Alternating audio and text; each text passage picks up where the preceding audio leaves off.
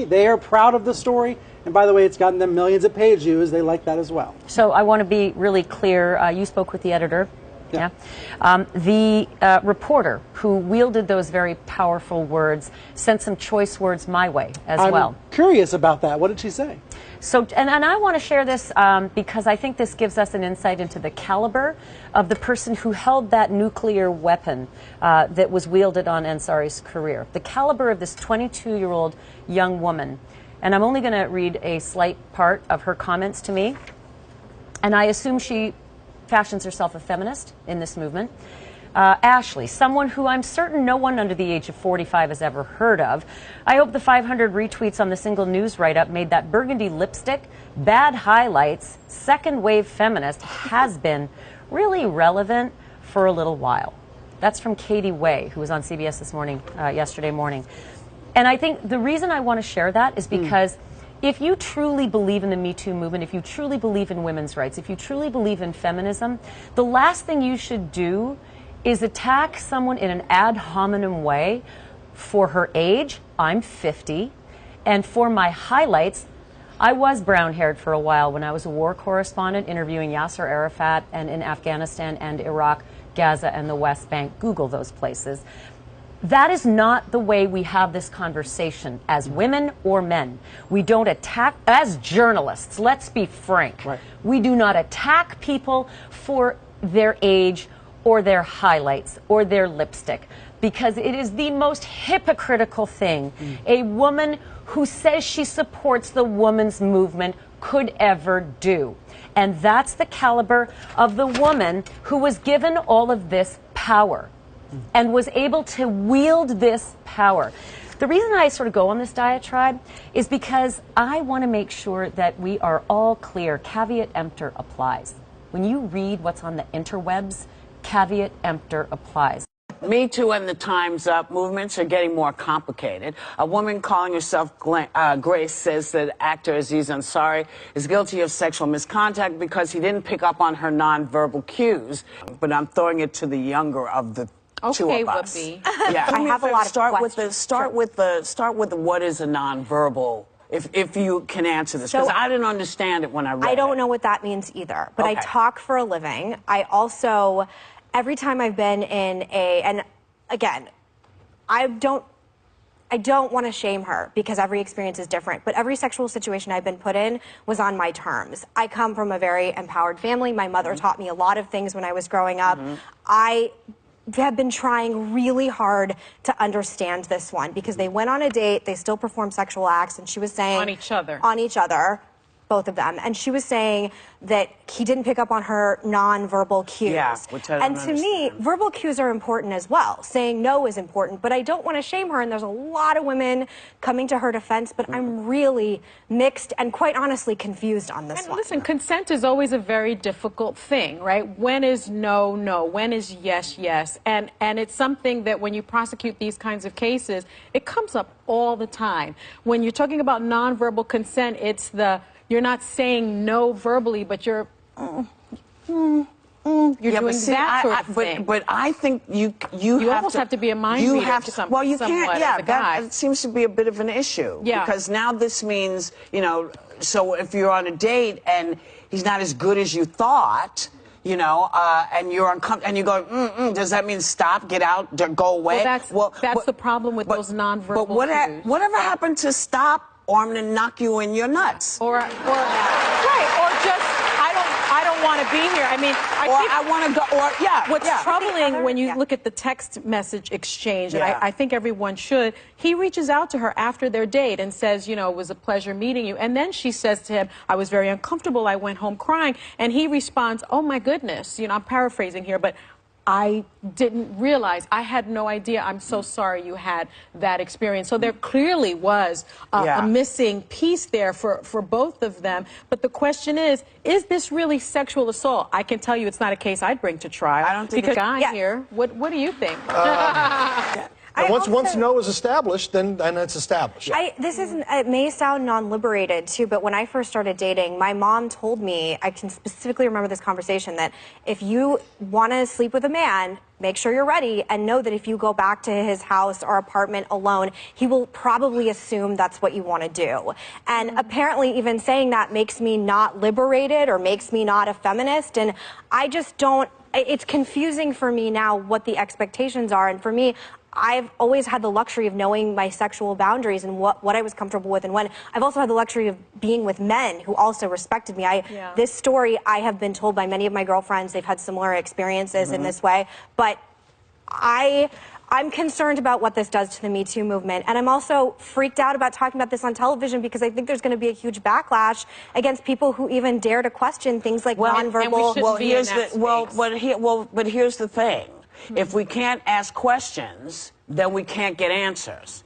So you can't just come at people who are saying, listen, I don't understand this, because I grew up in a totally different thing. My mom said 125,000 years ago, you know, listen, if you go to a guy's apartment and something does happen, it's going to be a lot harder for you to say, listen, this is what happened, because he could say, no, it didn't. So if you're not interested in that position, if you don't want that, then don't do that. And it's okay if he doesn't like you anymore or doesn't want to date you anymore. So you make the decision. If you're looking for that, then, you know, it's quite possible you could get it if you go. But if you're not looking for that, chances are you might want to just say, it's been nice seeing you this evening. Can I just say this? Date rape is a real thing, though. Yeah, of course. And that's something else. But Sonny, nobody is talking about date rape. This is not a case of date rape. I'm not talking about date rape. I'm just asking questions. I just want to make it clear that that's not what we're talking about. I got married 2 months ago. I dated a lot. I haven't been married 20 years like you. And I'm just saying that this is confusing for me. Yes. And I was saying all weekend, thank God I'm married, because I don't understand it, and it doesn't mean I think I don't want anyone to misconstrue this. I don't think date rape's okay. I don't think assault's okay. No, I don't think just because you're alone with a man, nobody is saying that at the table. Credence to date rape you or to harass you or to sexually harass you in any way. I just have questions about this specific story. And I worry where the line is, because I'm raising a teenage boy and I'm raising a young girl, and I do wonder, you know, where is the line now? The line is very, very clear. If you are not interested in having a physical relationship, or you don't want to do that, you don't want to have a makeout session, then say goodnight after dinner. Say goodnight after dinner. Don't go to their apartment, because it is quite possible that you going to someone's apartment may make them feel that you are comfortable with this. If you know that you're not comfortable with this, or you're not looking for this, perhaps wait till the second date.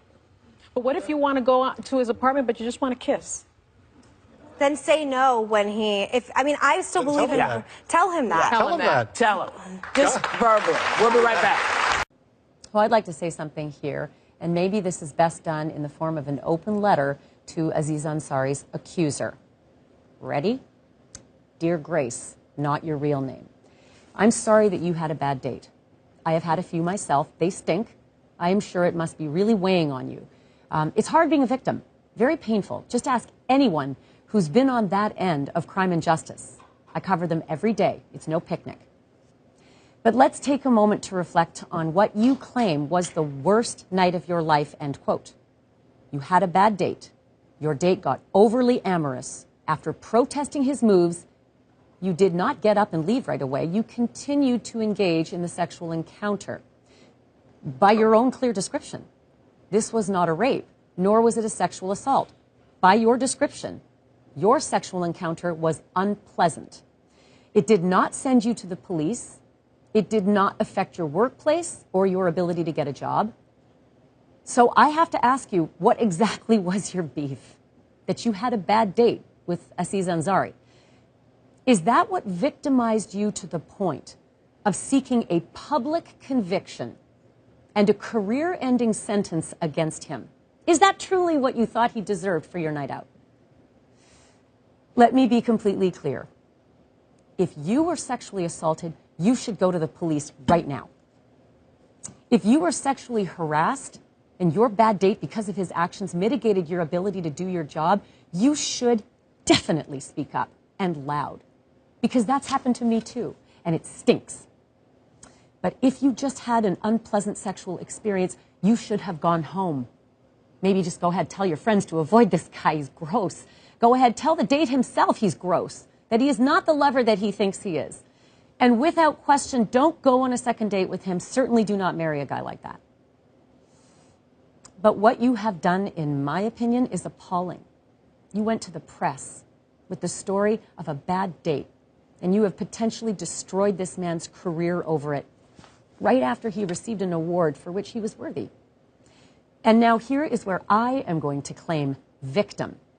You have chiseled away at a movement that I, along with all of my sisters in the workplace, have been dreaming of for decades.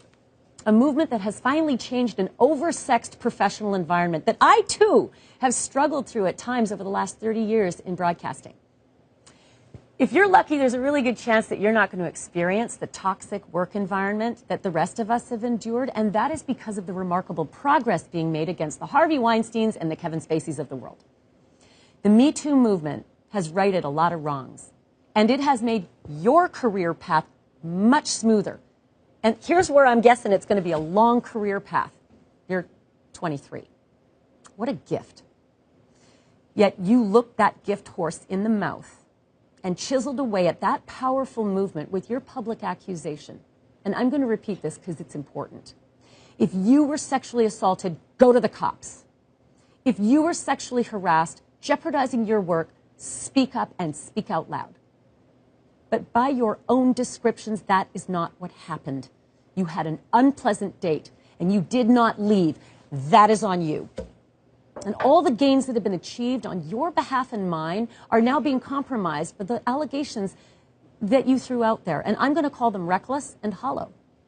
I cannot name you publicly and sentence you to a similar career hit as Ansari because you chose to remain anonymous. Lucky you. But as you grow in your photography career, I really do hope that you remember what you did to someone else's career, all because of that bad date that was not a sexual assault, that was not sexual harassment by your description.